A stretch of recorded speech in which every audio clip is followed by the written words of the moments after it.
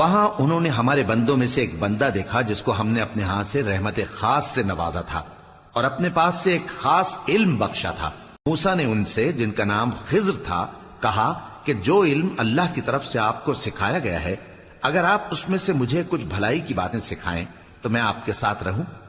خضر نے کہا کہ تم میرے ساتھ رہ کر صبر نہیں کر سکو گے، اور جس بات کی تمہیں خبر ہی نہیں اس پر صبر کر بھی کیسے سکتے ہو؟ موسیٰ نے کہا اللہ نے چاہا تو آپ مجھے صابر پائیے گا، اور میں آپ کے ارشاد کے خلاف نہیں کروں گا۔ خضر نے کہا اگر تم میرے ساتھ رہنا چاہو تو شرط یہ ہے مجھ سے کوئی بات نہ پوچھنا جب تک میں خود اس کا ذکر تم سے نہ کروں۔ تو دونوں چل پڑے، یہاں تک کہ جب کشتی میں سوار ہوئے تو خضر نے کشتی کو پھاڑ ڈالا۔ موسیٰ نے کہا کیا آپ نے اس کو اس لیے پھاڑا ہے کہ سواروں کو غرق کر دی؟ یہ تو آپ نے بڑی عجیب بات کی۔ خضر نے کہا کیا میں نے نہیں کہا